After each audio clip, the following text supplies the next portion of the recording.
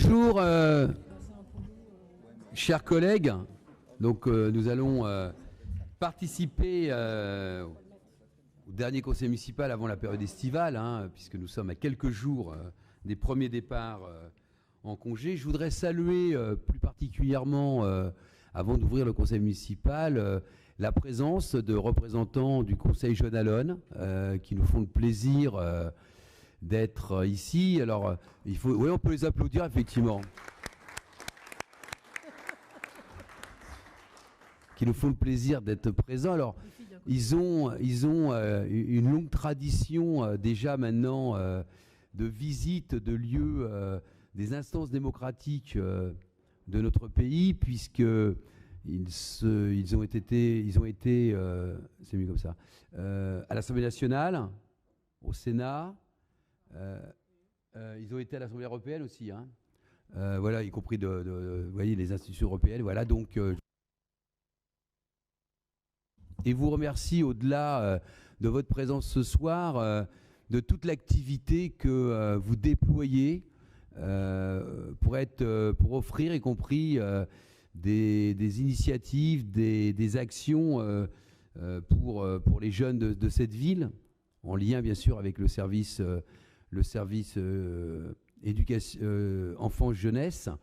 Vous y passez du temps et vous montrez, contrairement parfois à ce que certains vieux grincheux diraient, qui disent que ouais, les jeunes, ils ne s'intéressent à rien. Vous êtes la démonstration et l'expérience que lorsqu'on fait confiance aux jeunes, ils ne nous déçoivent jamais. Et que c'est pour ça que cette ville crée les conditions que dans son activité de manière générale, eh bien, la voix de la jeunesse soit entendue. On a toujours amélioré, donc on compte sur vous, y compris les jeunes du CJA, pour...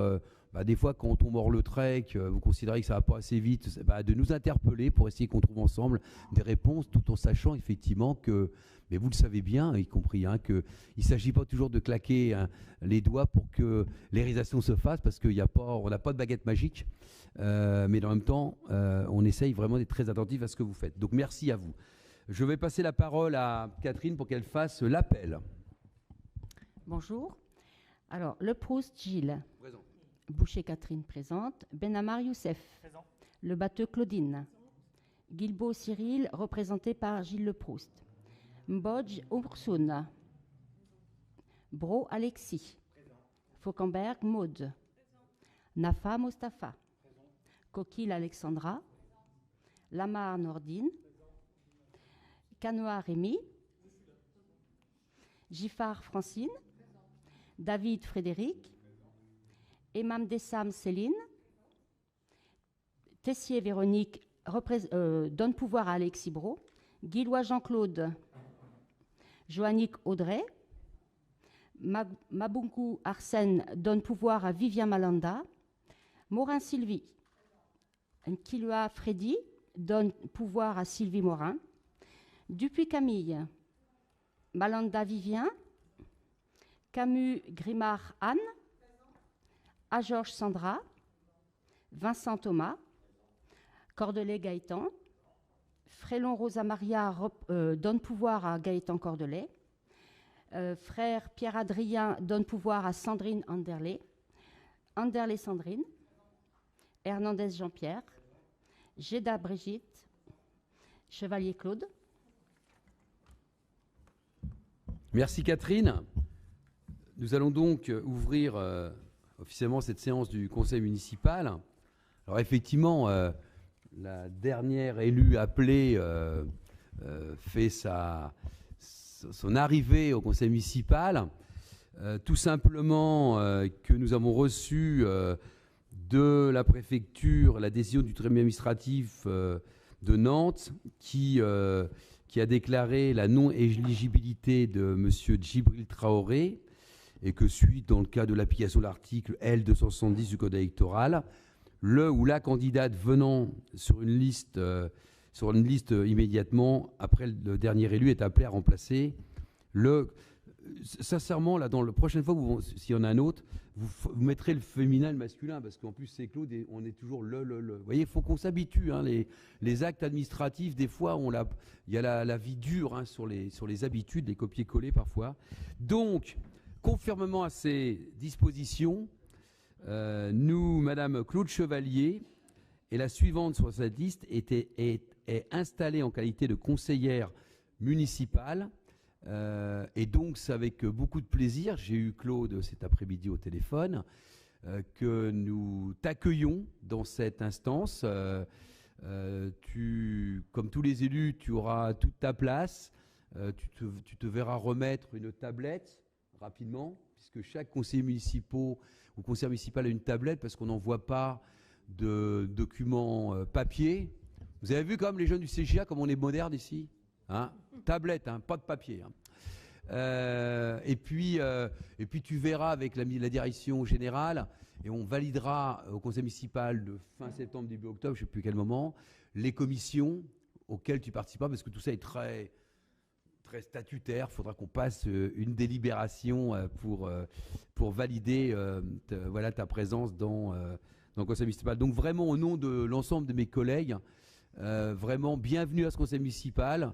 Dans une ville comme Allonne, il y a de quoi faire. On n'est pas trop 33 conseillers municipaux. Chacun a toute sa place pour apporter sa contribution. Voilà, vraiment bon accueil et bienvenue à toi, Claude. Et ce que je te propose, si tu le souhaites, c'est que eh bien, tu nous dises quelques mots à l'occasion de cette arrivée. On peut l'applaudir, Claude, d'ailleurs.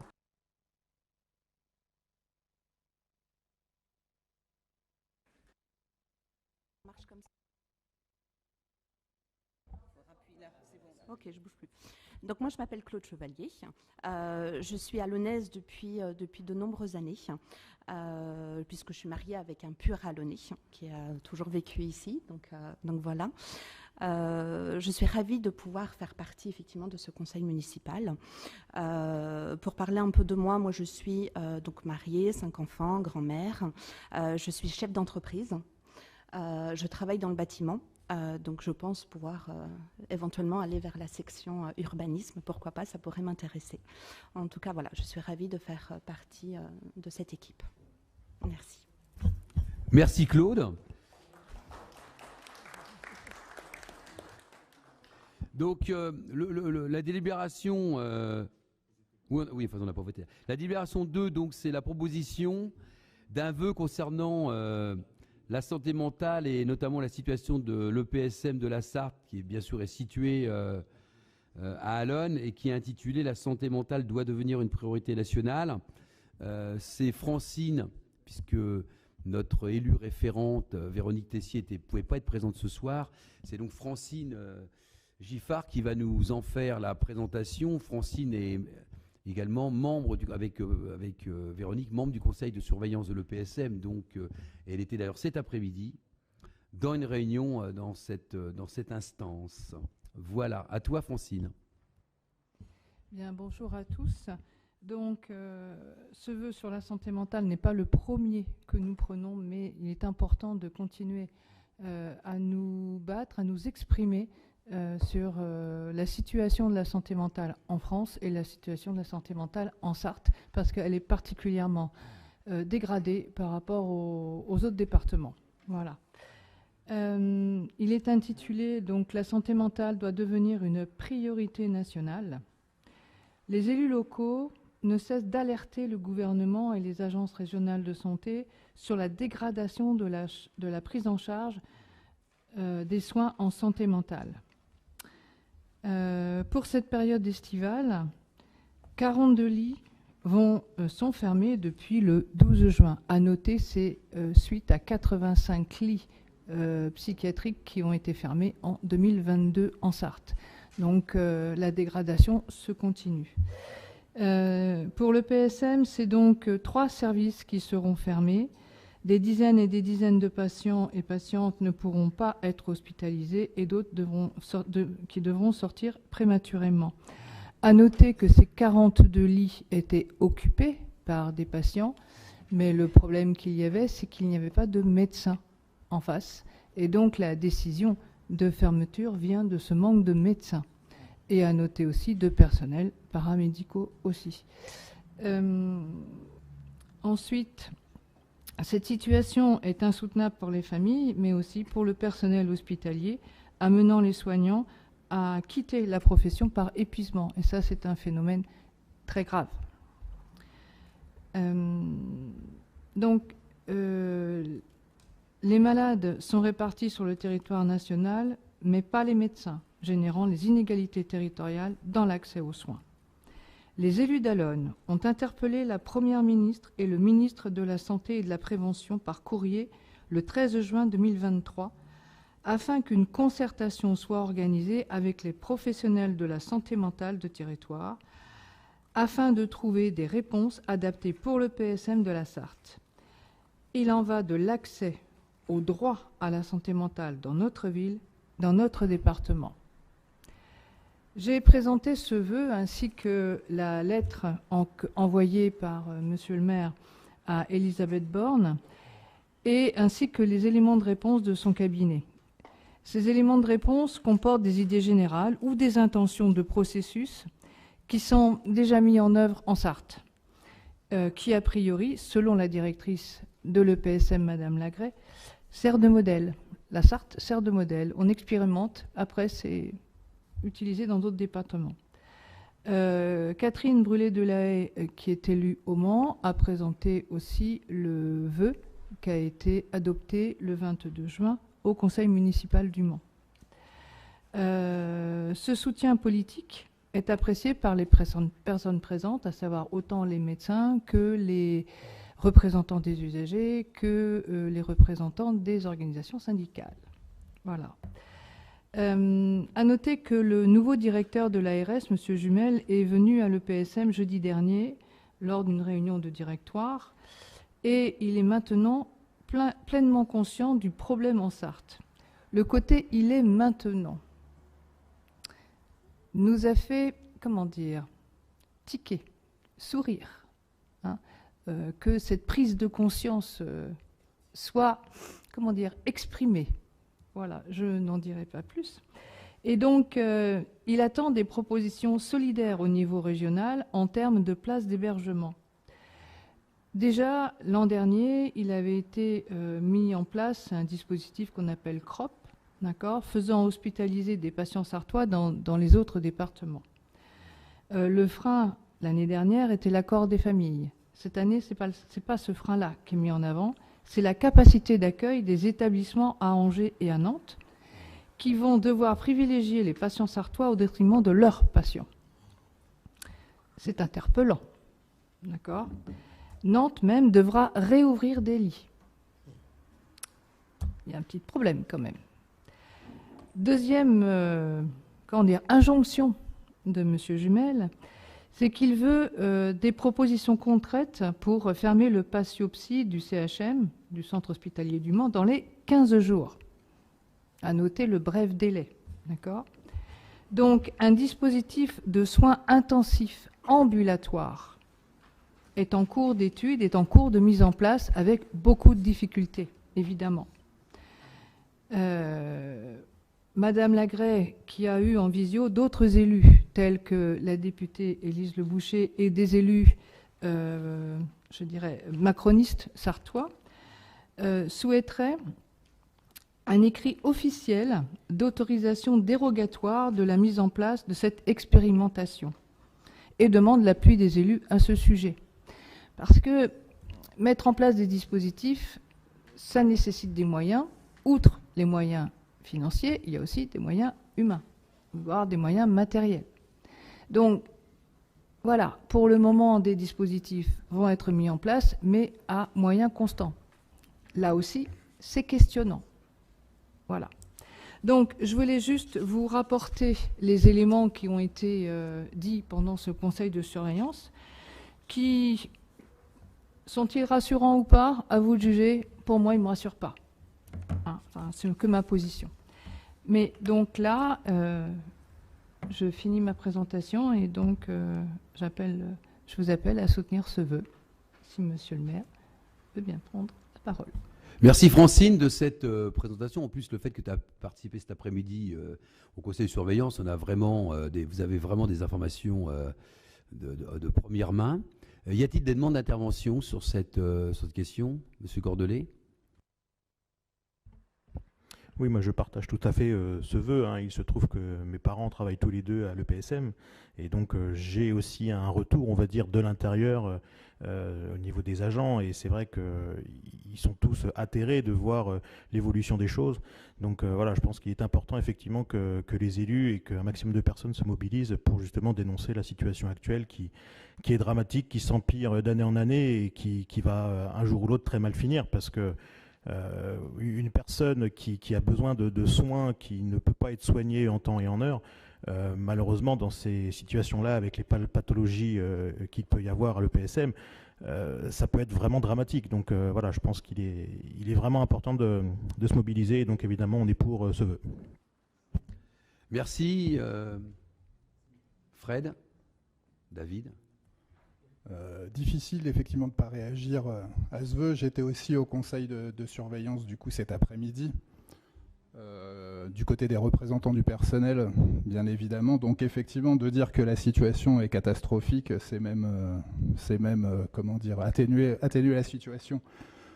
La fermeture de 42 lits plus la fermeture du patio au CH, ça fait une 50aine de possibilités d'hospitalisation en moins pour l'ensemble de la population sartoise, parce que je rappelle que c'est quand même le seul établissement, le PSM, à pouvoir à prendre en charge les personnes avec un besoin en santé mentale. Donc bien évidemment, on réduit drastiquement les besoins, les moyens à la population en fermant ces lits. Francine disait tout à l'heure qu'il y a eu une intervention du directeur régional de l'agence régionale de santé dans la semaine dernière. C'est effectivement affligeant de l'entendre dire qu'il prend conscience d'une situation qui est pas nouvelle, hein. Francine, une nouvelle fois, disait que l'année dernière, l'annonce de la fermeture de 85 lits avait été faite en début d'été. Les 85 lits n'ont pas fermé, mais ça a été à minima. Mais malgré tout, voilà, on savait que la situation était déjà pénurique en termes de médecins et de professionnels. Donc, effectivement, de savoir qu'il prend uniquement conscience la semaine dernière de la situation de la santé mentale dans le département, c'est plutôt inquiétant. Donc voilà, effectivement, l'inquiétude, elle est pour les professionnels, hein. Je rejoins Monsieur Cordelet sur ce sujet. Effectivement, l'inquiétude, elle est majeure. Et puis, la problématique va également être majeure, parce que les professionnels qui travaillent dans les structures ambulatoires sur l'ensemble du département vont avoir à prendre en charge des patients qui vont avoir une indication d'hospitalisation, mais qui vont être à domicile. Donc maximisant les risques et pour les patients et pour la population. La fermeture de lits, c'est aussi des patients qui vont être, comme on a déjà dans nos villes et dans nos municipalités, qui vont être dans la rue, parce que je rappelle qu'une grande majorité de nos patients qui ont besoin d'hospitalisation sont dans la rue. Quand ils ne peuvent pas être pris en charge en hospitalisation, ils sont dans la rue, ou ils sont aussi beaucoup en prison, hein. Donc voilà ce que notre société présage, et puis ce que notre directeur régional de l'ARS découvre. Voilà. Maude.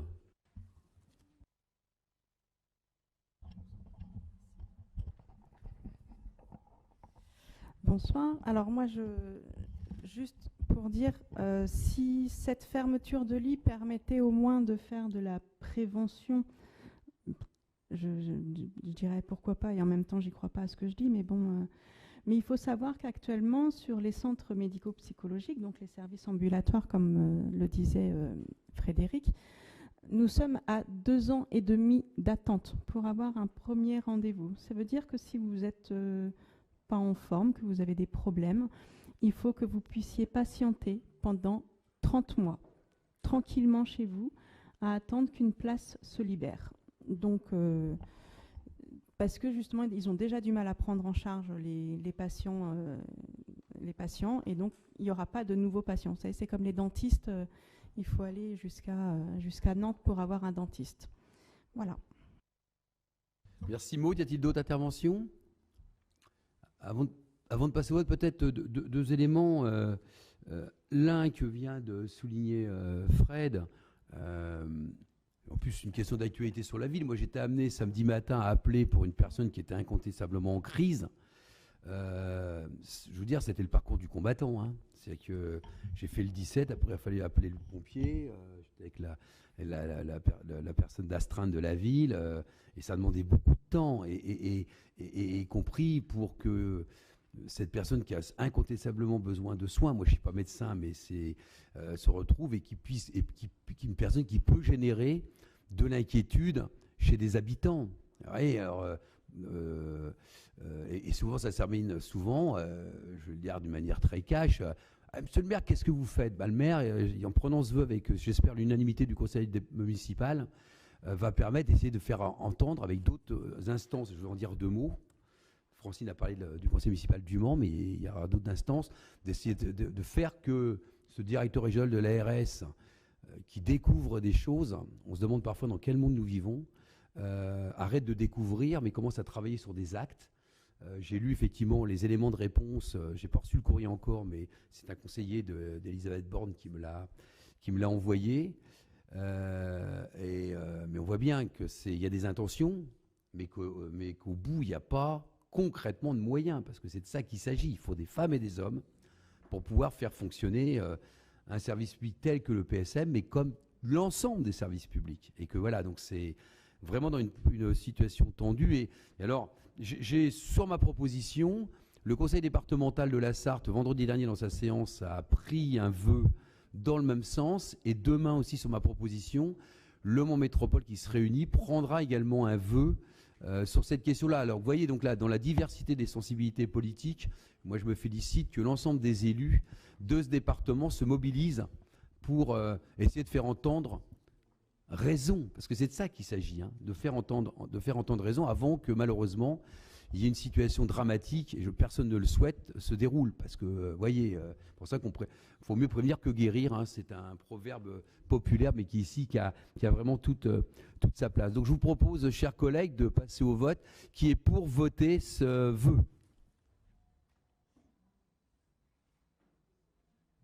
Non, je laisse fort parce que Hamid prenait une photo, je voulais pas que ça soit flou. Qui s'abstient, qui vote contre, je vous en remercie. Je vous propose maintenant de passer la parole à Youssef pour nous présenter la décision modificative numéro 1. Bonsoir à toutes, bonsoir à tous. Décision modificative numéro 1. Je vais faire un peu de pédagogie parce qu'il y a des jeunes du CGA et c'est peut-être aussi important qu'ils comprennent aussi de quoi ça cause le budget décision modificative. Tous les ans, nous votons un budget au sein de la collectivité d'Allonnes. Le budget, c'est ce qui permet d'avoir des orientations au niveau de l'argent, au niveau de la finance, sur les projets que nous allons mettre en place tout au long de l'année. Lorsqu'on vote ce budget, le dernier que nous avons vu voter, nous l'avons fait le 29 mars dernier, nous avons la possibilité de faire des décisions modificatives qui permettent de faire évoluer le budget. Mais ça n'affecte pas le budget que nous avons voté au 29 mars. Je ne sais pas si j'ai été clair, mais l'idée c'est que vous puissiez comprendre que voilà, là on arrive à fin juin et nous allons faire des petites modifications sur ce que nous avons voté au 29 mars. Mais on ne perd pas d'argent et on n'en gagne pas. Voilà, c'est ce qu'il faut comprendre. En section de fonctionnement, parce que le budget se divise en deux parties. Donc sur la partie fonctionnement, nous avons 6 lignes budgétaires qui ne sont pas très importantes. C'est vrai que j'ai oublié de le signaler tout à l'heure, mais cette décision modificative n'est pas une grosse DM. Elle a été en amont débattue et échangée au sein de la commission des finances.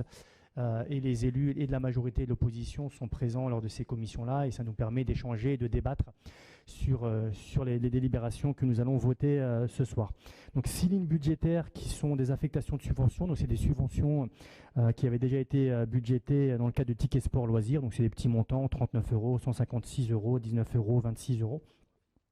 Nous avons aussi 3 lignes budgétaires, aussi pareil, des affectations de subventions sur la part variable pour 3 grosses associations sportives. Nous avons une partie fixe que nous donnons à ces associations-là, mais il y a aussi une part variable. Donc 20 000 euros à l'association JSA Omnisport, 500 euros pour la boxe française et 285 euros pour l'association FSGT. Des subventions, nous avons 6 lignes budgétaires, des subventions exceptionnelles, notamment pareil que nous accordons à des associations sportives, que ce soit des frais de déplacement ou des événements qu'elles organisent. Lorsque nous regroupons ces 6 lignes budgétaires, nous sommes à 2600 euros. Ça correspond à l'association Aikido, l'Omnisport, Ponystar Alone, le Judo Club Centre d'Alone, voilà, des associations sportives. Pareil, des affectations de subventions pour des frais pédagogiques dans le cadre du Collège Kennedy, donc des projets qu'ils mettent en place pédagogiques. 3 lignes budgétaires qui correspondent à peu près à 1700 euros. Pareil pour le Collège Le Marin sur un projet pédagogique, ils ont fait un séjour à Batz-sur-Mer à hauteur de 558 euros. Des subventions dans le cadre d'un projet au sein de l'école Ferry, un projet pédagogique où ils ont emmené les enfants à Pêcheret à hauteur de 403 euros. Idem pour Massenet pour un projet à l'Arche de la Nature à hauteur de 100 euros. Et Pasteur sur une sortie TEPACAP à 174 euros. Un crédit aussi, des crédits complémentaires dans le cadre du projet des quartiers en or. Pour la petite information, donc les quartiers en or, on vous invite toutes et tous à être présents samedi 1er juillet à partir de 14h sur la plaine Jean Launay, 10h, 11h, voilà, 11h. C'était pour voir si vous allez, qui dit mieux exactement, si vous allez suivre. Donc à 11h sur la plaine Jean Launay, vraiment je vous invite toutes et tous à être présents pour la 3e édition des quartiers au nord. Donc la location du matériel à hauteur de 2800 euros, c'est notamment pour la partie sono et audio. L'accès à la plateforme Géoptis, qui est une plateforme qui va nous permettre d'avoir des statistiques un peu plus approfondies au sein de la collectivité pour 2023-2024 à hauteur de 5600 euros. De la parution complémentaire, c'est vrai que la ville d'Alonne, on essaie de faire de la communication au sein de notre collectivité parce que c'est vrai qu'avoir une image positive de la ville d'Alonne, c'est aussi comment on crée les conditions que la ville d'Alonne ait une image positive en dehors de la ville d'Alonne. Donc on fait aussi, pour faire simple, j'aime pas ce mot-là, mais de la publicité, en tout cas de la communication sur divers médias. Et là, en l'occurrence, nous allons mettre en avant tout le programme que le projet des Jeux Olympiques et le fil rouge des Olympiades sur la ville d'Alonne. Et donc, on augmente un peu nos crédits à hauteur de 7105 euros sur la partie communication. Et des crédits complémentaires également pour l'organisation de la fête du livre et la fête de la musique à hauteur de 3800 euros. Donc en fonctionnement, nous arrivons à un peu plus de 45 000 euros sur cette décision modificative. Sur la partie investissement, donc matériel pédagogique pour l'organisation des quartiers en or, donc à hauteur de 500 euros. La mise en place d'un coffret électrique boulevard de Vendée à hauteur de 6 000 euros. L'installation d'un adoucisseur d'eau à la salle bodybuilding fitness, qu'ils avaient un vrai besoin de remplacer l'adoucisseur existant à hauteur de 3 200 euros. Un vidéoprojecteur sur la salle de la maison des habitants et des services publics Barbara, 1980 euros. Ce qu'on a demandé aussi dans le cadre de la commission finance, c'est que systématiquement sur tous les nouveaux équipements, qu'on puisse anticiper directement, notamment ce matériel vidéoprojecteur, un micro-ondes par exemple. C'est vrai que ce sont des équipements qui devraient être systématiquement mis dans le cadre de nouveaux équipements.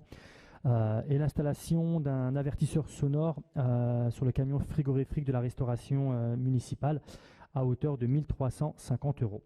Donc voilà, sur la partie investissement, nous sommes à hauteur de 13 030 euros. Voilà ce que je pouvais dire sur cette décision modificative numéro 1 pour le budget 2023. Merci Youssef. Y a-t-il des demandes d'intervention? Monsieur Cordelet? Oui, effectivement, tous ces points ont été vus en commission des finances il y a 2 semaines, je crois de mémoire. Nous, il y a quand même un point qui nous interroge, hein, donc tous on est d'accord, sauf un où il y en a un en tout cas qui me pose un peu de questions, c'est celui justement sur la publicité, les 7 105 € pour un encart publicitaire dans un journal national. Alors, la pertinence de faire de la publicité, on va dire, pour améliorer l'image de la ville. Bon, ça on peut l'entendre, il n'y a pas de souci, on est globalement d'accord avec ça. Si tant est que ce soit bien ciblé, bien fait comme il faut, et voilà, et qu'il y ait une étude d'impact qui soit faite en amont, etc. Et ensuite, par la suite, pour voir quel est le résultat de cette campagne de communication. Là, en l'occurrence, le quotidien qui a été choisi, c'est l'Humanité. On va dire c'est une surprise. Un petit peu. Et on a un petit peu l'impression qu'en fait, c'est l'intérêt de la ville, on a du mal à le voir, en fait. Parce que quelqu'un qui lit l'Humanité, admettons à Menton, si tant est qu'il y ait des gens à Menton qui lisent l'Humanité, qu'est-ce qu'il va en avoir à faire en fait de ça? Voilà, nous on aurait préféré en tout cas que ce soit un journal et un média un peu plus local, sartois je pense au maximum, c'était déjà pas mal. Là le problème c'est qu'on va être noyé dans la masse de publicité qu'il y a dans un journal national et très sincèrement l'impact sera ridicule et ne servira à rien. Donc nous en tout cas on s'interroge en tout cas en plus sur cette somme de 7 105 €. Je pense qu'il y aurait eu moyen dans l'intérêt de la ville, dans l'intérêt de l'image de la ville, il y aurait eu moyen de faire peut-être des choses plus pertinentes, plus adéquates que cet encart publicitaire dans l'Humanité. Voilà. Y a-t-il d'autres interventions? Je vais répondre parce que je pense arrêter dans le Figaro, on aurait eu moins de problèmes. Vous voyez, comme quoi, c'est pas facile. Ouais, j'en pense pas moins. Voilà, la communication de la ville se fait dans différents. C'est un abondement d'une ligne qui est déjà dans le budget primitif. Et on fait, par exemple, dans le cadre du Cross international d'Allonne, la dernière page du supplément qui paraît après le Cross d'Allonne sur le Cross, il y a la 4e de couverture. C'est comme ça qu'on dit, ouais. Et une pub, enfin une communication.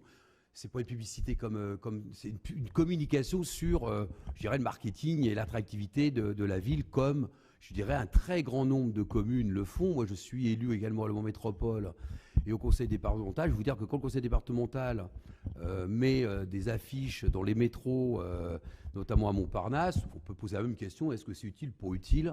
Je pense que les communes aujourd'hui, et si vous avez les uns les autres, vous avez, comme je sais, vous êtes très attentifs à tous les dossiers, cette question de l'attractivité est quelque chose de très important, notamment dans le dossier de l'ANRU, et qu'on valorise l'engagement de la ville sur les Olympiades sportifs à 1 an des Jeux Olympiques et Paralympiques. Il y avait une opportunité qui était offerte, nous la saisissons comme nous en saisirons peut-être d'autres d'ailleurs dans d'autres médias, hein, parce que je rappelle que le journal L'Humanité, en plus grand, je crois que c'est d'ailleurs l'Humanité Magazine, mais ça ne change pas grand-chose, est un des grands quotidiens nationaux de ce pays, donc avec de l'impact.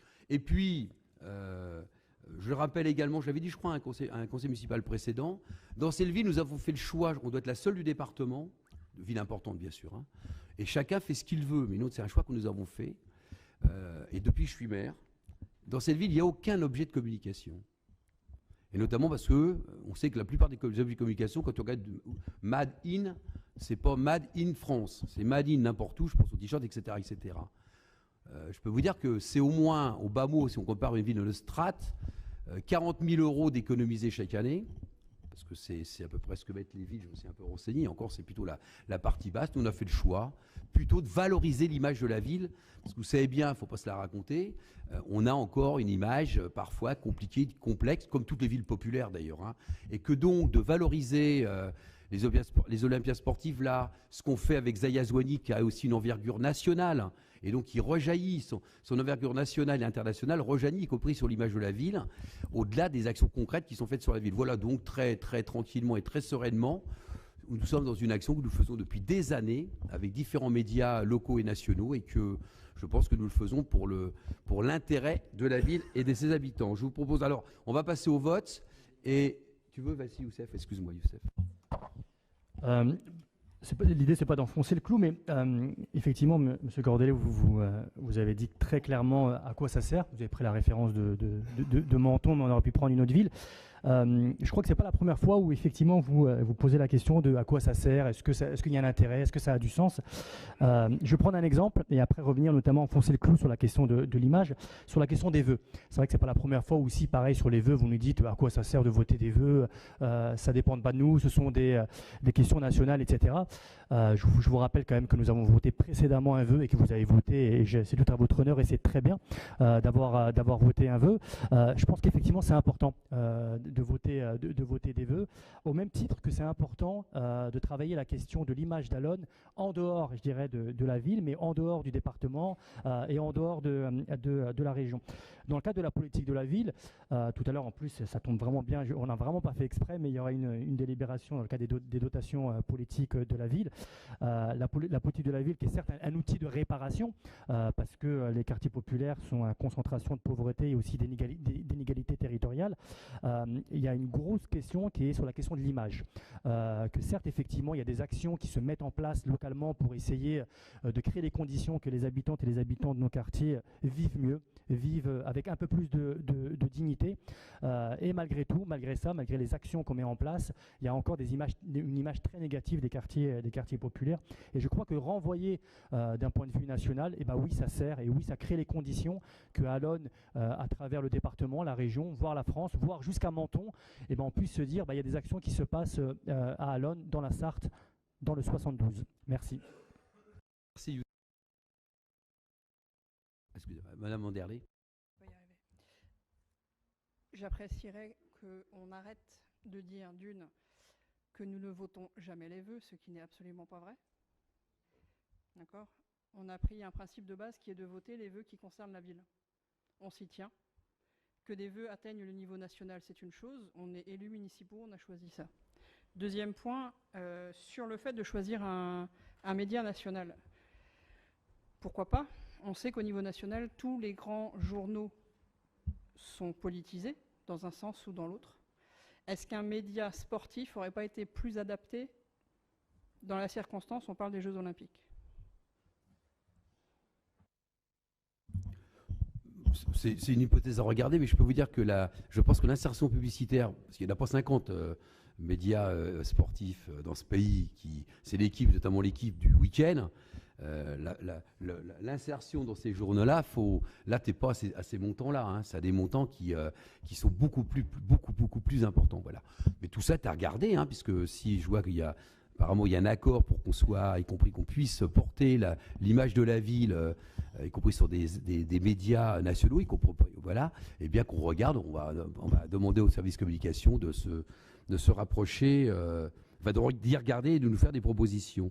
Je vous propose donc de passer au vote. Il y a 3 personnes qui ne votent pas parce qu'ils sont responsables au JSA. C'est Jean-Claude Guillois, Francine Giffard et Claude Chevalier. Donc vous faites comme si vous n'étiez pas dans la salle. Comment ? Bon, allez-y, hein, Monsieur Cordelet. Oui, je pensais qu'effectivement, on avait le droit à plusieurs fois à prendre la parole. Bon. Moi, Non, je l'ai levé. On va pas se... Non, Madame Anderlé, mais là, je viens de vous le montrer, vous m'avez regardé, et effectivement, vous avez précipité un petit peu les choses pour passer au vote. Donc, je vous ai interprété, et voilà. Donc moi, ce qui me gêne en fait, en particulier, je vous dis, c'est le fait de choisir un quotidien national plutôt que quelque chose de plus local, je l'ai déjà dit. Et puis le choix de l'Humanité. L'Humanité, pour ceux qui ne le savent pas, qui ne le sauraient pas, c'est donc l'organe de presse du Parti communiste. Ça n'aurait échappé à personne que M. Le Proust est encarté au Parti communiste. Et peut-être que ça n'aurait échappé aussi à personne, bien que l'Humanité rencontre de graves difficultés financières depuis 5-6 ans maintenant, qu'il est en procédure de sauvegarde assez régulièrement, et que régulièrement, donc l'Humanité appelle donc les lecteurs de l'Humanité aux dons pour justement pérenniser le journal. Très sincèrement, vous comparez les campagnes de communication que le département ou que le Mans Métropole ont pu faire dans le métro parisien. Toutes ces campagnes, déjà, ont des niveaux financiers beaucoup plus importants, évidemment, mais surtout, elles sont réalisées par des personnes qui s'y connaissent en publicité. On ne décide pas simplement de crédit comme ça en disant bah, tiens, on va mettre une affiche là, on va mettre une affiche là. C'est étudié, il y a des études d'impact qui sont réalisées, il y a des études en amont. On ne s'improvise pas publicitaire, c'est un vrai métier. Donc, nous, clairement, ça nous gêne. On a l'impression que ces 7 000 €, ils vont surtout servir à financer l'humanité plutôt qu'à permettre d'améliorer l'image de la ville. Et c'est un petit peu agaçant. On ne comprend pas, en tout cas, comment ça peut être ça. Alors, est-ce que c'est une demande de la direction du Parti communiste qui demande aux élus communistes en France, disons, et si vous pouviez acheter un petit encart publicitaire pour ramener un petit peu d'argent dans le journal du parti, ce serait quand même pas mal. Très sincèrement, on a du mal, en tout cas, à voir l'intérêt de la ville dans cette campagne de communication. L'intérêt du Parti communiste et l'intérêt de l'humanité, pour le coup, là, on le voit tout directement.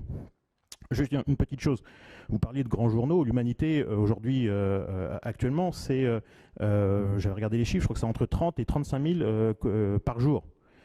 L'équipe, qui est le journal sportif dont on parlait tout à l'heure, c'est plus de 200 000. C'est quand même pas tout à fait la même échelle. Alexis Brault. Ouais, je suis pas adhérent du Parti communiste, mais j'ai envie de dire quelque chose quand même.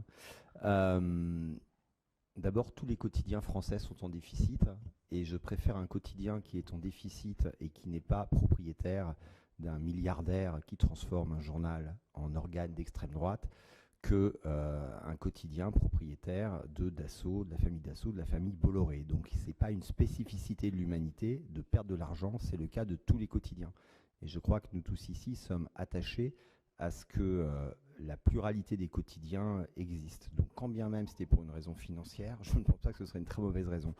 Mais ce n'est pas une raison financière. Enfin, je veux dire, moi, je n'ai pas suivi ça en détail.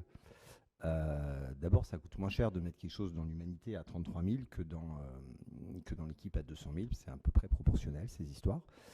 Et moi, je peux témoigner que la notoriété d'Alon, au-delà de la Sarthe, est quelque chose qui est utile à Alon. Vraiment. Alors, ça tient à plusieurs choses. Ça ne tient pas uniquement, évidemment, à une publicité dans un quotidien national. Ça tient beaucoup à l'engagement de notre maire dans les instances nationales d'un certain nombre d'organisations. Et tout ça est évidemment bénéfique à la ville. Tout ça facilite le suivi des dossiers de financiers que nous avons. Et donc, nous devrions nous féliciter que notre ville rayonne bien au-delà de ce que sa taille la prédestinait.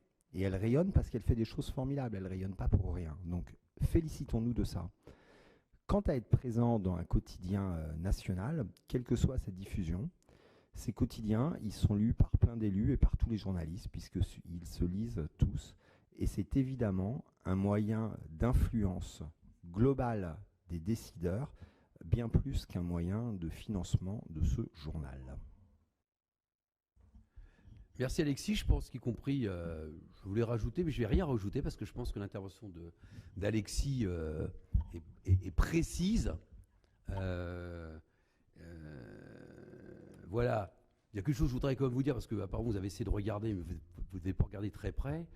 Il y a déjà maintenant au moins 2 décennies que le journal de l'Humanité n'est plus l'organe central du Parti communiste français, c'est un journal, c'est le groupe de presse. Ouais, mais je sais bien, votre anticommunisme primaire revient toujours au galop, mais soyez lucide et objectif, monsieur Cordelet.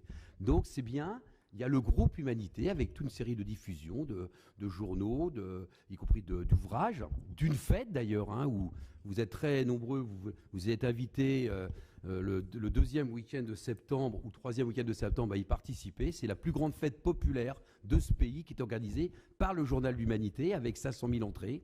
Ça, c'est une réalité. Vous pouvez dîner de la tête, monsieur Cordelet. Je sais que ça ne vous fait pas plaisir, mais c'est une réalité. Il faut respecter la démocratie dans ce pays. Je vous propose donc de passer au vote de cette décision modificative. Qui est pour voter cette décision modificative? Qui est contre? Qui s'abstient? Bien, donc je vous propose de passer à un deuxième vœu qui est en lien, qui reprend, comme nous le faisons régulièrement dans cette instance. La ville d'Alonne est adhérente à des grandes associations. Alexis en faisait référence. Une est l'Association des maires de France, dont je suis vice-président. Et il y a une déclaration de l'AMF suite à l'annonce unilatérale du ministre des collectivités de l'augmentation du point d'indice des fonctionnaires, des fonctionnaires en généraux, donc des fonctionnaires territoriaux. Alors, première chose, les choses soient claires, l'augmentation proposée n'est pas du tout au niveau des attentes des salariés, des territoriaux. Ceci étant dit, contrairement aux engagements de ce gouvernement, et ce que dit d'ailleurs le vœu que vous avez certainement lu avec attention, cette annonce n'a été précédée d'aucune rencontre avec les associations d'élus pour les informer de cette mesure et y compris des conséquences budgétaires que ça allait avoir. On a chiffré en ville d'Allonne, cette mesure va se traduire pour 2023 à 37 000 € de dépenses supplémentaires, pas programmées, pas prévues lorsque nous avons écrit le budget, voté le budget de la ville d'Allonne. Donc, l'AMF, dans ce vœu, rappelle à l'État qu'il y a nécessité de mettre systématiquement en œuvre un dispositif de concertation afin que les choses puissent être prises suffisamment en avant pour les collectivités, y compris que l'État crée les conditions, lorsqu'il prend une décision qui impacte les collectivités en dépenses, et bien qu'il prenne y compris des décisions qui impactent positivement, elles, en recettes, les collectivités. Et je vous rappelle, nous avions voté un vœu d'ailleurs au moment du budget, que l'AMF avait demandé, comme toutes les associations d'élus d'ailleurs, que l'augmentation de la DGF soit basée sur l'augmentation très importante des prix en 2022, et que le gouvernement avait augmenté, mais très en dessous de cette augmentation, ce qui fait que, comme on le dit souvent en affaires financières, on a un effet ciseau qui fait que le gouvernement, par ses décisions, amoindrit les capacités des collectivités, à la fois à remplir sa mission avec le budget de fonctionnement en termes à la fois de services publics, avec du personnel compétent, en termes d'accompagnement des associations, et également, comme l'a expliqué Youssef, pour l'investissement, eh bien, c'est une façon aussi d'assécher l'investissement des communes. Et pour les jeunes dans cette salle, l'investissement, par exemple, c'est quand la ville qui va construire à partir du début juillet 3 cours de tennis dans la plaine Launay à côté du complexe des halls de tennis, eh bien, c'est toutes ces opérations-là. C'est validé, c'est financé, on a obtenu des financements, mais c'est des futurs projets qui peuvent être remis en cause parce que nous n'aurons pas les moyens de pouvoir financer la partie qui nous incombe. Y a-t-il des demandes d'intervention sur ce vœu? Je propose de passer au vote. Qui est pour ce vœu? Je vous remercie. Y a-t-il des votes contre? Des abstentions? Je vous remercie. Je passe la parole à Camille. Bonjour. Alors moi je vais vous parler aussi d'une décision modificative, mais pour le budget annexe. Donc, afin de régulariser l'inscription des dépenses imprévues au budget annexe énergie photovoltaïque, il est nécessaire d'adopter une nouvelle délibération budgétaire. La présente décision modificative a pour objet de prendre en compte les inscriptions budgétaires suivantes. Augmentation du compte 6156 travaux sur les panneaux, soit plus 350 €, et diminution du compte 022 dépenses imprévues, soit moins 350 €. Voilà. Merci Camille. Y a-t-il des demandes d'intervention? C'est une délibération qu'on fait régulièrement. Je propose de passer au vote. Qui est pour?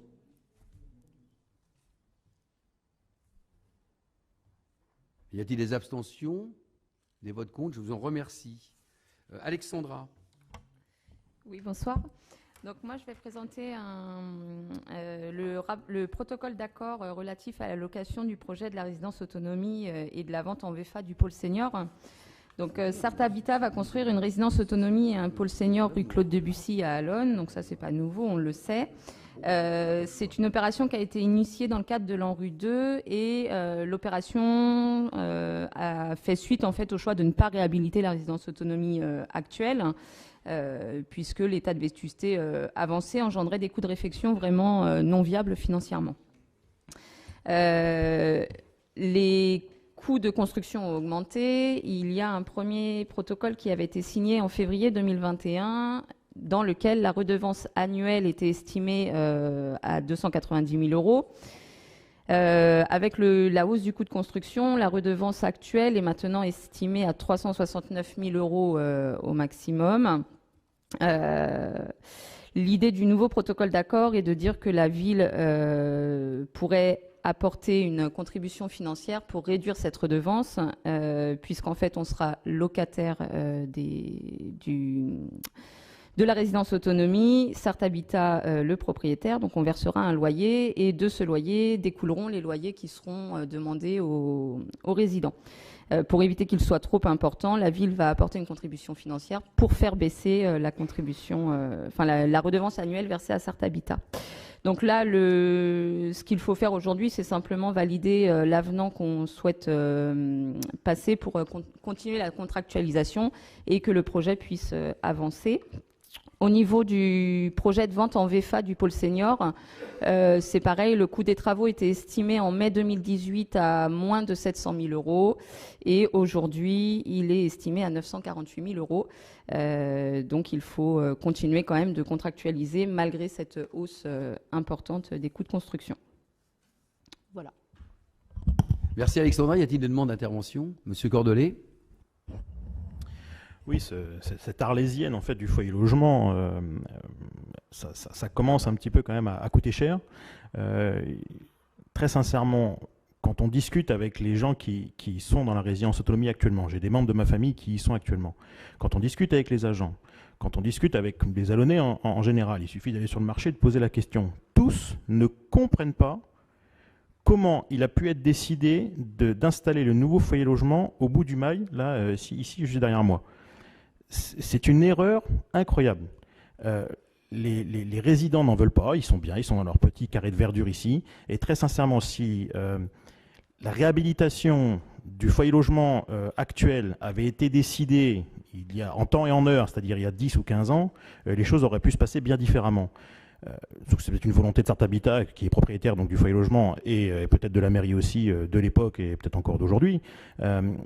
Mais c'est n'importe quoi. Et là, on est en train de le voir. Ça va nous coûter une fortune. Ça va coûter beaucoup plus cher aux résidents qui seront dans le nouveau foyer logement. Il est peut-être temps d'essayer de remettre les choses à plat et de voir s'il ne serait pas plus intéressant, sur la parcelle actuelle, de faire les choses différemment. Très sincèrement, les résidents, ils sont extrêmement angoissés à l'idée de venir habiter sur le Mail. Et ça, c'est une réalité. Donc, je ne sais pas si vous les avez consultés, je ne sais pas si vous êtes allés les voir, mais en tout cas, ils sont très, très, très inquiets. Et on ne peut pas simplement leur dire, bon, bah, vous allez simplement aller sur le Mail et puis c'est tout. Donc, voilà, en tout cas, on se pose vraiment beaucoup de questions. Je l'avais dit lors d'un précédent conseil municipal au début du mandat, le fait de ne pas avoir réhabilité en temps et en heure le foyer logement actuel, c'était peut-être une volonté de votre part et peut-être de la volonté de Sarthe Habitat. Et quand on veut tuer son chien, ben, on dit qu'il a la rage. Et c'est exactement ce qui est en train de se passer. Maude, et puis après Alexandra. Alors, c'est vrai, ça coûte de l'argent. Maintenant, réhabiliter. Alors, moi, je ne suis pas sur le dossier, effectivement, de la résidence autonomie. Je te laisserai, Alexandra, expliquer. Mais moi, je suis sur le dossier, j'ai été sur le dossier Simone Veil et je suis sur le dossier actuellement Paul Langevin. On est sur un budget faramineux pour le groupe scolaire Paul Langevin, où nous sommes sur une réhabilitation. Ça coûte une fortune de réhabiliter plutôt que de construire. Ça, c'est une réalité. Maintenant, je ne sais pas si vous êtes au courant, mais les prix ont augmenté des matériaux, tout ça. Et je ne sais pas si vous êtes au courant, mais si ça ne se met pas en place, c'est aussi parce que pour l'instant, on n'a pas d'artisans. Donc de toute façon, on n'a pas d'artisans pour construire, mais on n'aurait pas d'artisans pour rénover. Enfin, ce serait exactement la même chose. Donc déjà sur ce truc-là, voilà. Après, je laisserai Alexandra sur savoir si les résidents ont été concertés, mais il me semble que oui, parce que figurez-vous que moi aussi, j'avais un membre de ma famille dans le pôle d'autonomie, et il avait été concerté. Truc de ouf. Oui, donc moi je vais reprendre la parole aussi. Je trouve étonnant que vous puissiez vous prononcer au nom de tous les résidents. J'ai également un membre de ma famille dans la résidence autonomie. C'est quand même très étrange. Ouais, c'est ça, c'est le foyer des élus. J'y vais quand même très régulièrement. Je les vois, on va dire à peu près tous les mois. Je les trouve pas particulièrement stressés à l'idée. Il y a eu une consultation, il y a eu une présentation du projet. Mais vous pouvez souffler, c'est la vérité. Il y a eu une présentation du projet. Ils sont conscients qu'aujourd'hui ça ne peut plus durer parce qu'il y a trop de choses en effet à rénover. Maintenant, je ne vous apprends pas non plus que quand on est locataire, on ne fait pas ce qu'on veut. Donc rénover, ça ne nous appartient pas. C'est à Sarthe Habitat. Sarthe Habitat a choisi pour des raisons X de construire un nouveau bâtiment qui ne sera pas qu'une résidence autonomie, hein, c'est un pôle senior complet. Avec aussi une vente en VFA donc, du pôle senior pour que des seniors puissent accéder à la propriété dans ce bâtiment. Le fait de se retrouver en cœur de ville, certains apprécient fortement d'être à proximité des commerces et du tempo. Vous pouvez souffler, c'est une vérité. Voilà, donc non, je ne suis pas d'accord avec vous sur le fait qu'ils sont stressés, qu'ils trouvent ça hallucinant, etc. Je suis d'accord avec vous sur le fait que ça coûte cher. Mais après, comme disait Maud, on n'y est pas pour grand-chose. Monsieur Cordelet. Eh bien, je vous propose qu'on aille les rencontrer tous ensemble. Et puis, on ira les voir et on leur rendra directement leur avis. Parce que là, il faut arrêter la mauvaise foi quand même. Moi, j'en ai rencontré un certain nombre. J'ai même rencontré les agents. Et j'ai même ici un résumé, en tout cas, d'un compte-rendu de conseil de bureau municipal qui date du 24 février 2021 et qui dit expressément: Monsieur Cordelet a interrogé le personnel et les résidents du foyer logement pour avoir leur avis sur le projet de résidence autonomie. Effectivement, c'était le cas. Avant le dernier conseil municipal, il est demandé aux responsables des services de faire remonter ces situations auprès de la direction générale et de rappeler que toute demande doit passer au préalable par le directeur général. Donc déjà, merci de rappeler que les élus, tous autant que nous sommes, mais particulièrement les élus de l'opposition, n'ont pas vraiment le droit, en tout cas, d'aller interroger directement les agents pour avoir leur avis sur des choses qui les concernent directement. Mais moi, j'y suis allé, et la personne, et les personnes que j'ai rencontrées à l'époque sur place qui dirigeaient le foyer logement étaient catégoriques. Les résidents ne veulent pas, les agents ne veulent pas. Et vous me dites la proximité avec le tempo, mais surtout la proximité avec les trafics de drogue, avec les rodéos, avec tout ça. Alors que là, ils sont dans un carré de verdure. Mais arrêtez votre mauvaise foi. Ils sont dans un carré de verdure. Et puis surtout, vous n'imaginez pas non plus l'inquiétude des habitants de la rue du Savetier juste derrière, de qu'est-ce qui sera fait de cette parcelle de 8000 m². Et je pense qu'il y a des dessins, peut-être encore non avoués, non publics, mais l'avenir de cette parcelle inquiète énormément les riverains derrière. Mais en tout cas, les résidents actuellement, on parle même de canicule actuellement, les résidents actuellement, ils peuvent sortir, ils peuvent se mettre sur un banc, ils peuvent être sous les arbres, ils sont au frais, ils sont bien, et là vous allez mettre en plein milieu du mail, en plein soleil, enfin, c'est n'importe quoi. Et ce sont les premiers inquiets de ça. Mais je vous vois sourire, Madame Coquille, mais allez les voir, on ira les voir ensemble, on prend note si vous voulez, il n'y a pas de problème, on ira les voir ensemble.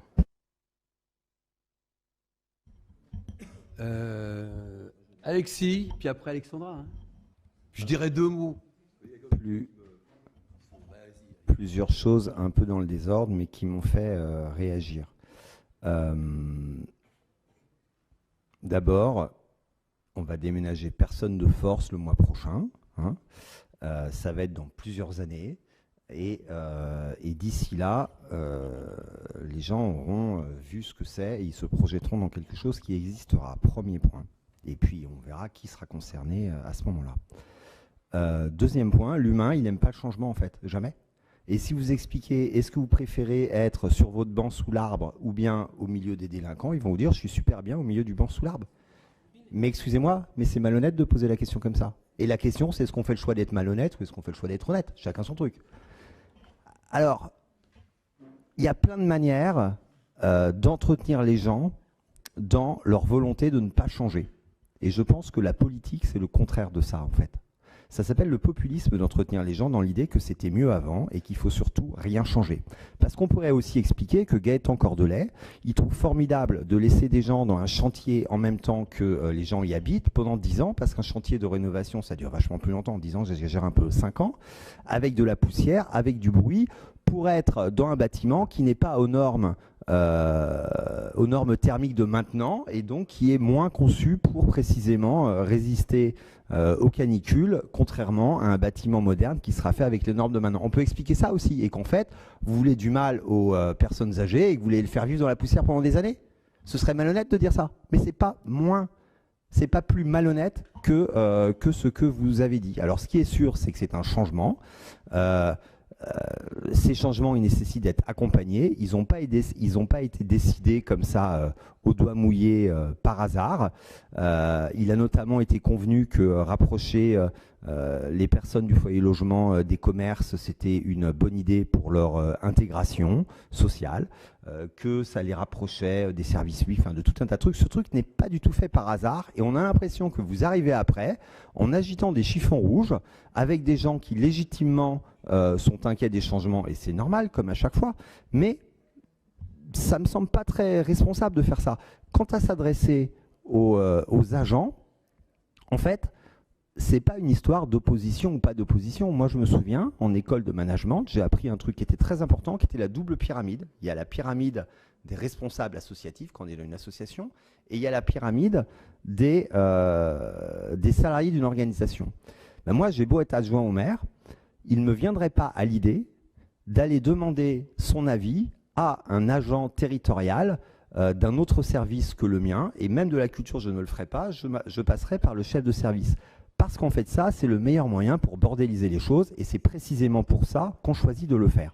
Donc, j'appelle tout le monde à être responsable dans sa manière d'aborder les sujets, à éviter d'être trop de mauvaise foi, et puis, notre rôle, il n'est pas d'agiter les angoisses, il est d'y répondre.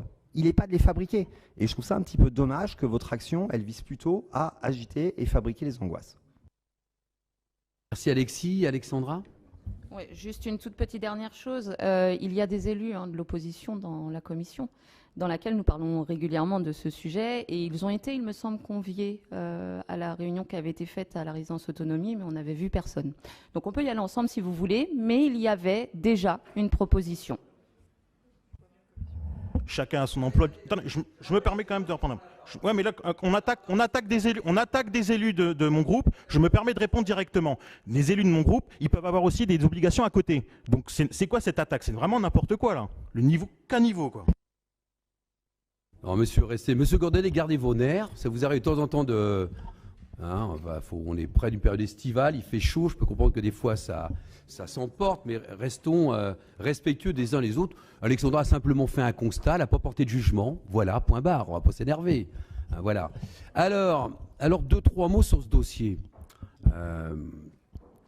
La première chose, je rappelle que le projet de résidence senior dans le cadre de l'îlot A reconstitué, dans le cadre de la reconstitution du cœur de ville, a été prise, s'il vous plaît, a été pris à l'unanimité de ce conseil municipal dans un conseil municipal précédent, et que donc cette position a été prise à la fois par la majorité municipale de l'époque, y compris par l'opposition de l'époque. C'était un vote unanime. Les documents sont consultables par chacune et chacun d'entre vous. Je le dis quand même, c'est-à-dire que ce n'est pas des huluberlus qui ont pris un jour une décision. Ça, c'est la première chose. Deuxième chose, sont les coûts. Ouais, on est tous Allonne comme partout en France, et je serai demain après-midi à Matignon pour représenter Ville-et-Banlieue avec l'ensemble des présidents des associations. On rencontrera Elisabeth Borne. On va lui redire, notamment sur la partie ANRU, qu'il y a un problème d'abondement de l'ANRU pour accompagner les collectivités sur 3 éléments. Les programmes prévus il y a 5 ans avant Covid et la mobilisation plus forte de l'État sur, notamment de l'État, mais de manière générale, sur relever le défi climatique, nécessite des abondements financiers pour mieux accompagner les collectivités.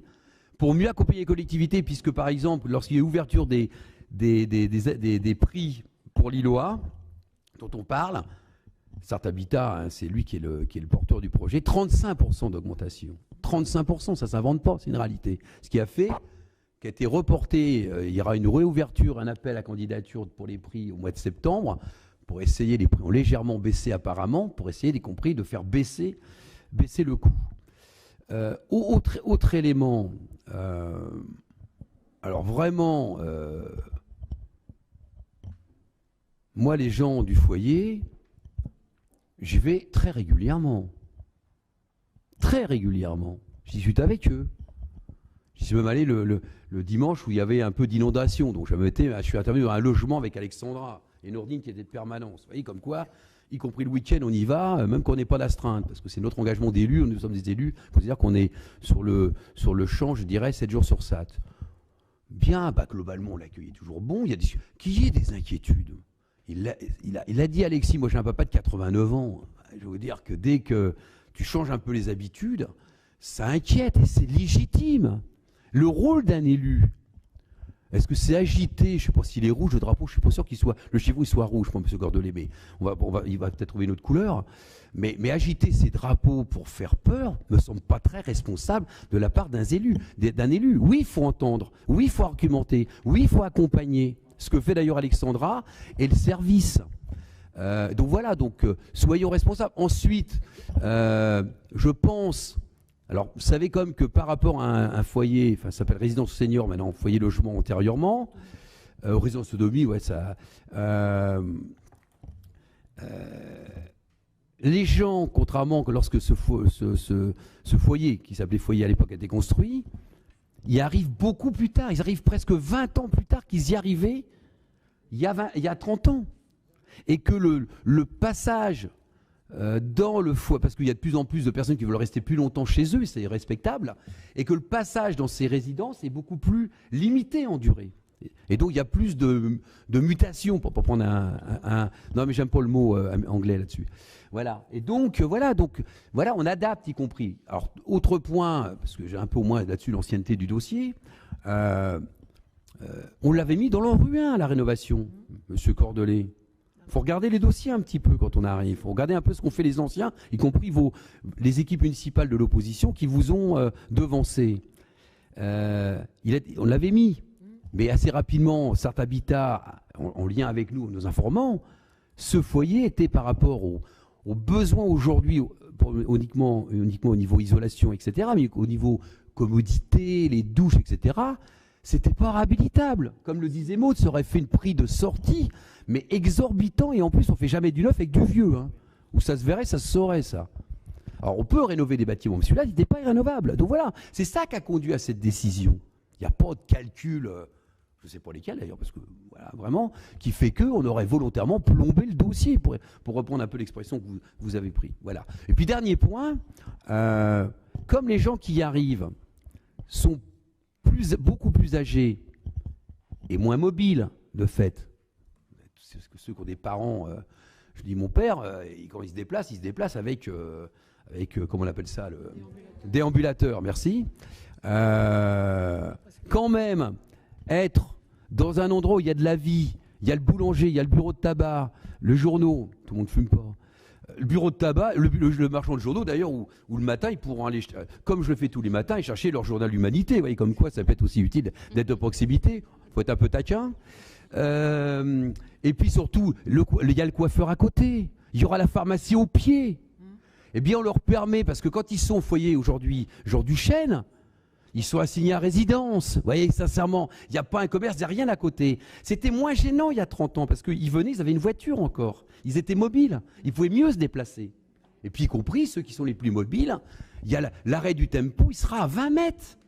On leur permet, y compris de circuler dans la ville, y compris d'aller, s'ils ont des enfants, d'aller voir leurs parents. Ce que faisait mon père, fait moi aujourd'hui, mais faisait mon père régulièrement. J'ai une soeur qui habitait Sablon.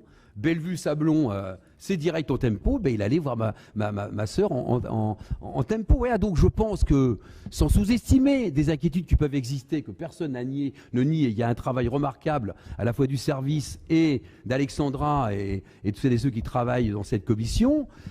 nous travaillons, nous allons, je pense, réaliser une belle opération, y compris, je rappelle, on va renforcer l'offre senior à travers cette construction sur la partie pôle senior, y compris, voilà, donc on a un vrai projet en direction des anciens de cette ville, et je pense que nous pouvons toutes et tous nous en féliciter. Je rappelle que ces dossiers ont toujours été votés à l'unanimité dans cette instance du conseil municipal. Je vous propose donc de passer au vote. Qui est pour voter cette délibération? Je vous en remercie. Qui vote contre? Qui s'abstient?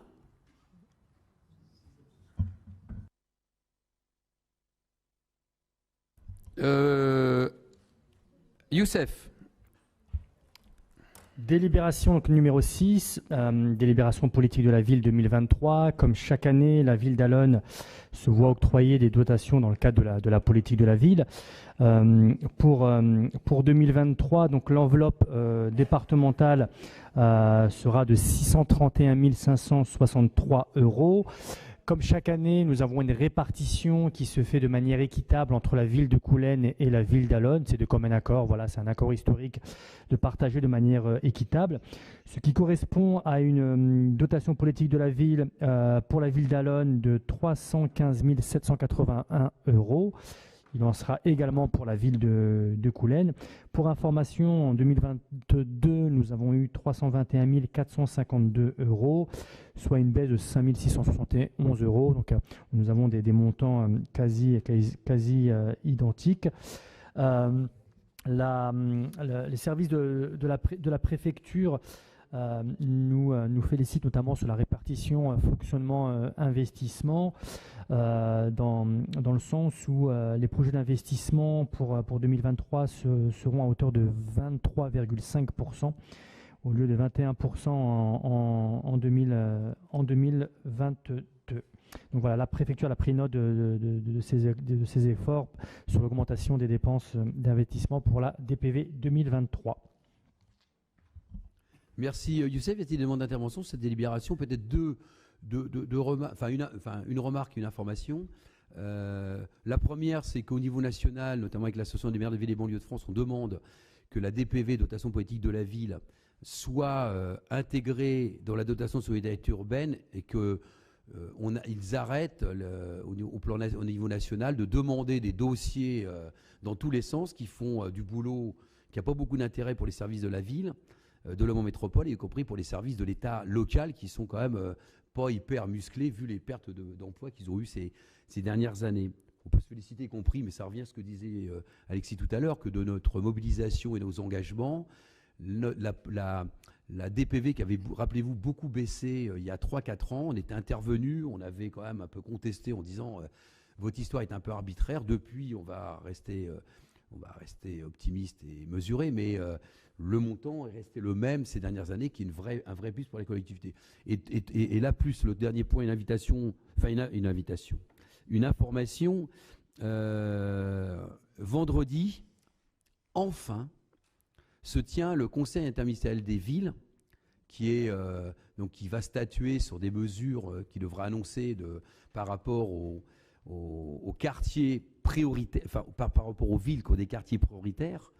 Donc j'y serai comme président de ville et banlieue, et j'ai eu hier un conseiller de la première ministre, et ce qui montre là, y compris vous allez voir la proposition qui a été faite et l'importance et le rôle de l'association des maires de ville et banlieues de France dans ce CIV qui habituellement se réunit un peu en conclave entre ministres et leurs collaborateurs. Ils ont décidé là à ce CIV d'ouvrir, c'est-à-dire que le CIV va se tenir avec une dizaine de ministres, leurs collaborateurs, mais également des présidents d'associations, des membres du bureau du Conseil national des villes, de la présidente de l'ANRU, d'autres personnes, je ne vais pas vous faire la liste, je ne vais pas vous l'imposer.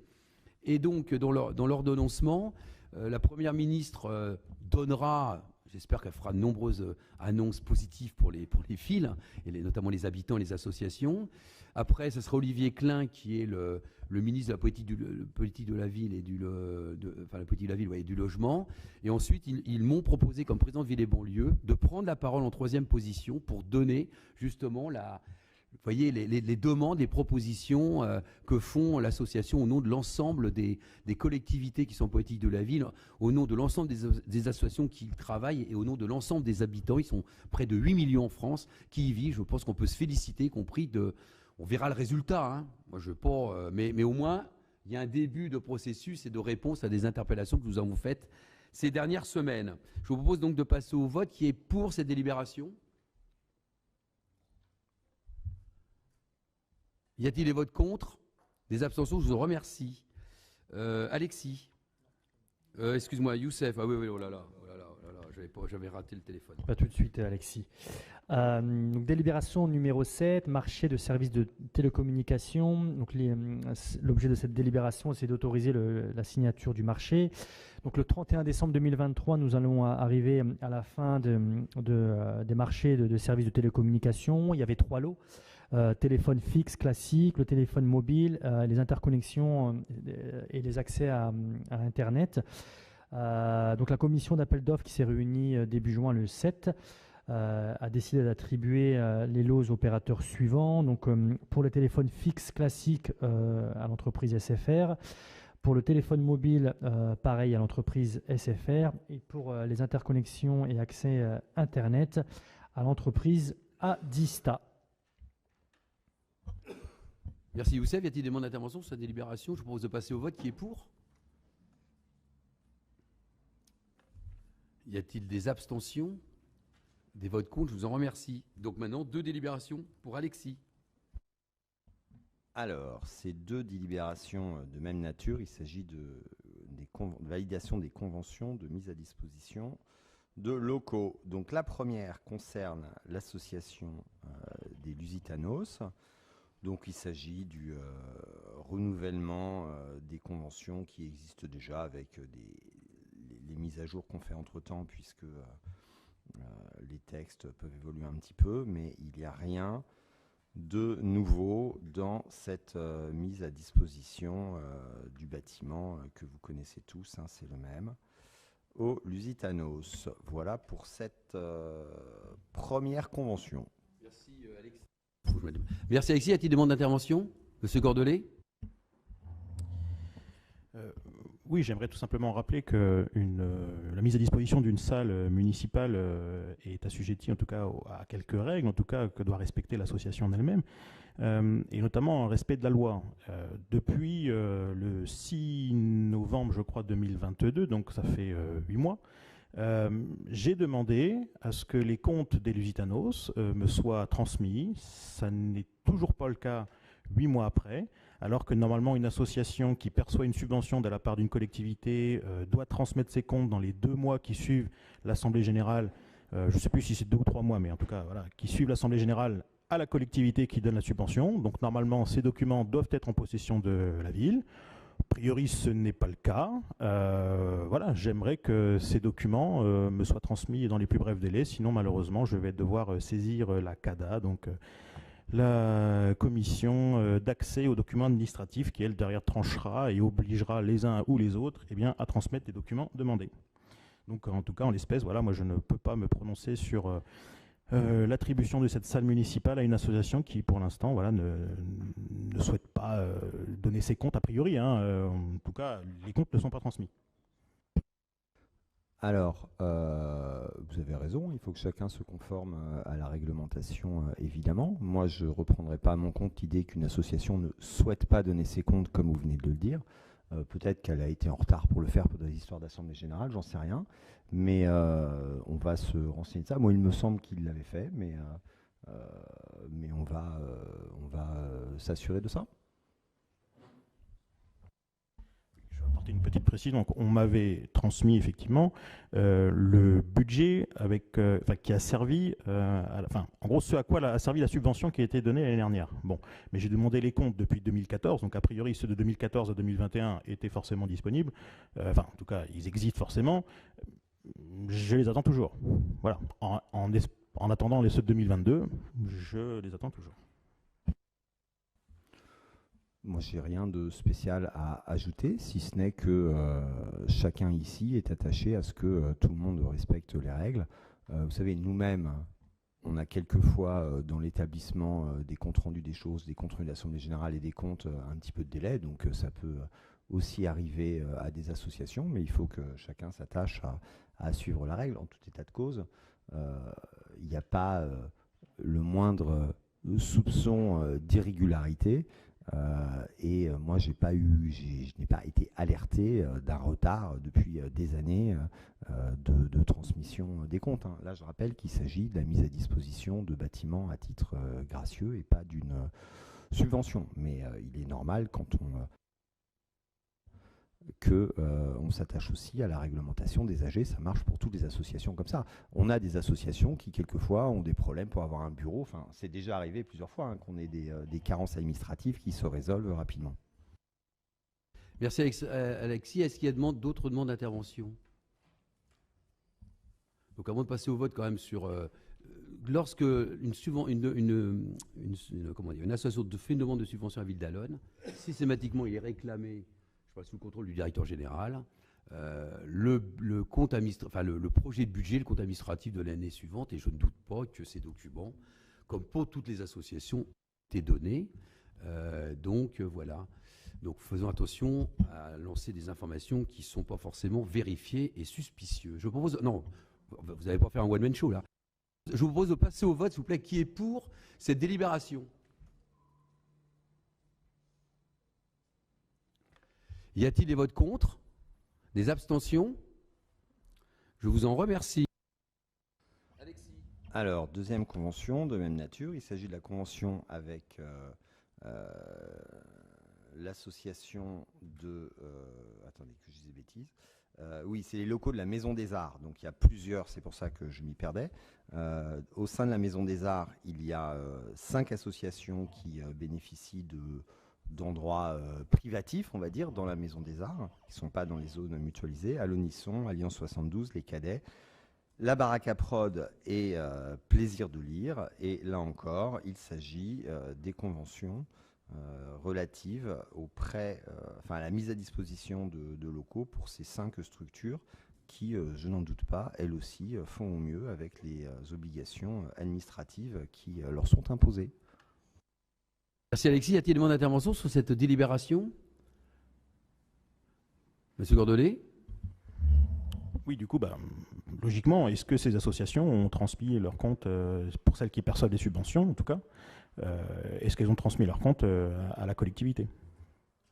Il n'y a aucune raison que la règle ne soit pas respectée. Dont on l'a dit tout à l'heure, les services font leur travail au moment où ils instruisent les dossiers. Je vous vois faire la moue quand je dis les services font leur travail, c'est pas très agréable pour les fonctionnaires territoriaux, mais il n'y a aucune raison pour que les choses ne soient pas faites comme elles doivent l'être. Donc les structures comme donc je dis, Alonisson, les Cadets, Groupe Alliance, sont des structures avec lesquelles nous avons des rapports étroits depuis plusieurs années. On connaît leur sérieux.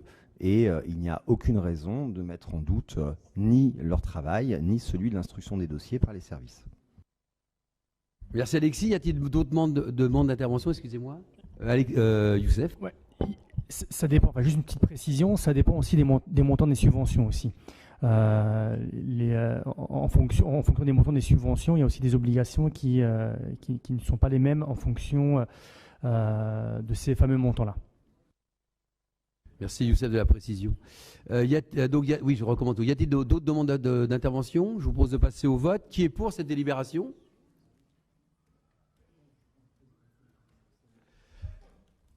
Y a-t-il des votes contre?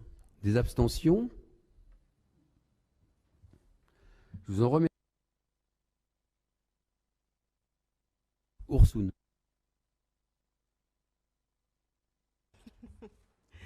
Bonsoir tout le monde. Donc moi je vous propose de voter une convention de partenariat entre l'association ITER, Envimène ITER, et le service enfance-jeunesse concernant notre flotte de vélos. Alors, en fait, je me permets juste de rappeler quelques petites informations pour la compréhension, surtout qu'on a ce soir des jeunes membres du comité Jeune Allonne. L'association ITER Envie Mène, en fait, travaille sur l'insertion, accompagne des personnes qui sont dans des démarches d'insertion professionnelle. Et donc, du coup, cette association, cette structure est présente sur la ville. Or, nous, au niveau du service jeunesse, enfance-jeunesse, nous avons les vélos. Certes, je regarde les jeunes, puisqu'ils en profitent, ils utilisent vraiment ces vélos. D'ailleurs, lors des vacances d'hiver, il y a eu une activité qui est passée où les jeunes ont pu aussi aller se promener en vélo sur la Sarthe lors d'un séjour, ce qu'on appelle nos séjours de printemps en local. Donc, par rapport à cela, il nous a été proposé de mettre en place un partenariat pour que en fait, les réparations et l'entretien de ces vélos puissent se faire par une association qui est plutôt locale et qui est présente sur la ville d'Olonne. Donc, lier l'utile à l'agréable et aussi développer plus de partenariats au niveau de la ville. C'est dans ce cadre-là que nous vous proposons de passer à cette convention en signature et vous verrez les détails au niveau de la convention sur le coût des réparations qui sont vraiment minimes, sachant que l'association est sur Olonne. Avant, on faisait réparer nos vélos au Mans et là, on vous propose de faire les réparations et l'entretien sur Olonne. Voilà un petit peu ce que je voulais vous dire par rapport à cette délibération. Merci Ursoun. Y a-t-il des demandes d'intervention sur cette délibération? Propose de passer au vote. Qui est pour?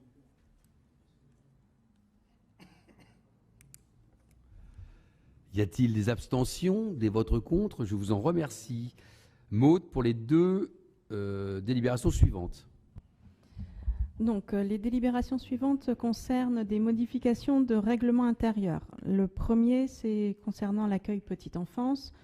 La dernière fois qu'on avait remis à jour, c'était en 2021. Il y a eu des lois depuis qui sont passées. Donc voilà. Donc déjà, par rapport au fait qu'il nous fallait un référent santé,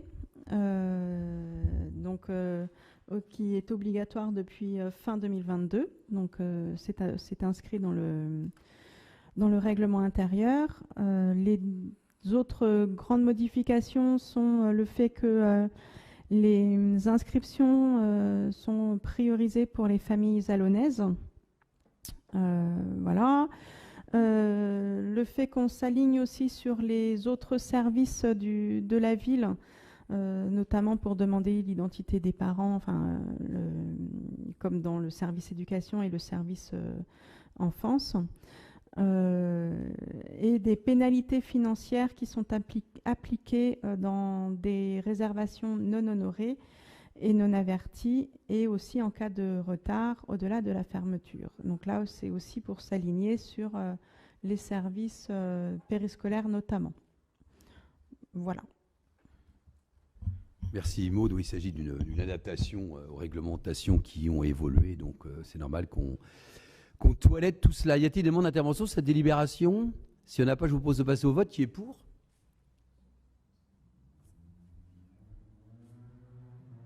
Y a-t-il des votes contre, des abstentions? Je vous en remercie. Donc la deuxième, ça concerne la ludothèque. Donc là, on est encore sur moins de modifications, puisque on s'est aussi, là on était depuis 2017 de mémoire, on a changé l'âge pour venir, pour accompagner les enfants. Vous savez qu'actuellement, un enfant de moins de 7 ans doit être accompagné. Jusqu'ici, c'était 18 ans, quelqu'un de majeur.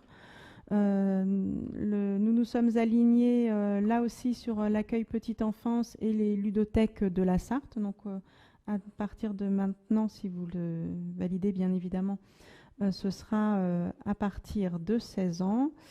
Et puis, il y avait une autre modif, mais je ne suis plus dans le truc. Ah, ça y est. Excusez-moi. Et les accueils de groupe et les animations sur site seront réservées exclusivement aux structures de la commune et non plus aux structures extérieures comme ça pouvait être le cas pendant un temps. Voilà. Merci Maud. Y a-t-il des demandes d'intervention sur cette délibération? J'en vois pas. Je vous propose de passer au vote. Qui est pour? Merci. Y a-t-il des votes contre, des abstentions? Je passe la parole à Catherine pour les 2 dernières délibérations. Il y a 2 ans, nous avions voté une délibération à propos des régimes indemnitaires, c'est-à-dire le RIFSEP et le CIA. Pour les jeunes du CJA, c'est une sorte de complément de salaire pour le personnel de la ville d'Allonnes. Dans cette délibération, nous avions voté l'article 3 de maintien de bénéfice de l'indemnité de fonction, suggestion et expertise et du complément indemnitaire des agents placés en congé de longue maladie et de longue durée. Le tribunal administratif de Nantes s'y est opposé et le jugement de la Cour d'appel du 12 avril 2022 a confirmé la décision d'enlever cet article 3. Voilà, nous le regrettons, mais la loi s'impose et nous prenons acte. Merci Catherine. Y a-t-il des demandes d'intervention? Je vous propose de passer au vote. Qui prend acte et vote pour cette délibération?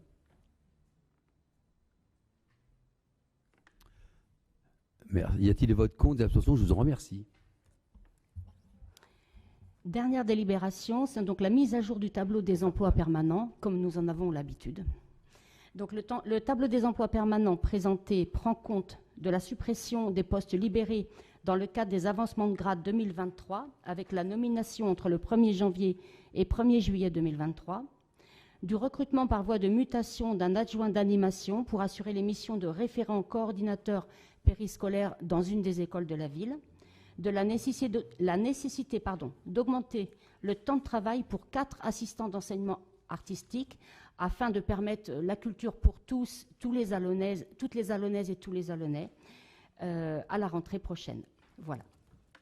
Merci Catherine. Y a-t-il des demandes d'intervention sur cette délibération? Je vous propose donc, s'il n'y en a pas, de passer au vote. Ah non, mais je n'ai pas encore dit.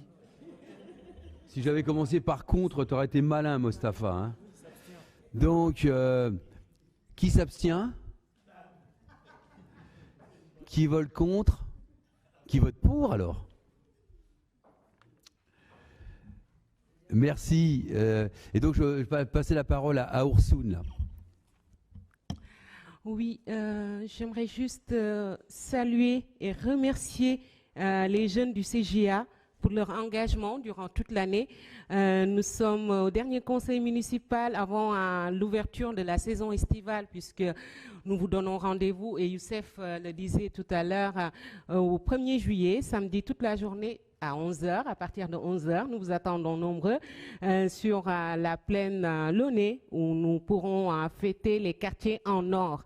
Vraiment, merci pour votre implication. Continuez. Et puis surtout, le 28 juillet aussi, on va avoir la journée des Olympiades où nous accueillerons nos 2 délégations allemandes et palestiniennes. Et ce sera encore une autre occasion de fêter la jeunesse. Merci beaucoup pour votre investissement.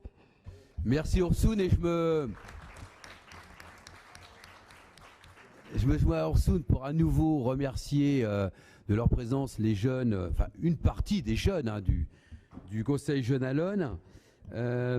Vous souhaitez à toutes et tous de pouvoir, je le souhaite, hein, même si je sais pour certains c'est compliqué, me prendre un peu quelques jours de vacances et si vous pouvez, y compris partir, eh bien profitez-en pleinement. Et puis, quand vous ne serez pas parti, ou malheureusement vous ne pouvez pas partir, usez et abusez de toute la programmation d'été qu'il va y avoir dans les quartiers d'Allonnes, que ce soit au mois de juillet autour, en partenariat avec le théâtre Chaoué Port-Bello, sur les veillées qui seront le samedi soir. Et puis en août, là c'est autour des soirées autour du cinéma. Tous les quartiers d'Allonnes auront une initiative, parce qu'on est très attaché à traiter de la même manière l'ensemble des quartiers. Il y aura également, je le rappelle, 220 enfants et jeunes qui vont partir en séjour avec la ville. Donc là aussi, je leur souhaite vraiment de très très bonnes vacances, de découvrir de nouvelles régions, de découvrir de nouveaux amis, parce que nous avons choisi des séjours où il y a de la mixité de différentes villes. Et puis, des associations vont tenir des initiatives durant ces 2 mois d'été. Là aussi, réservez-leur le meilleur accueil possible, parce que derrière, c'est des bénévoles.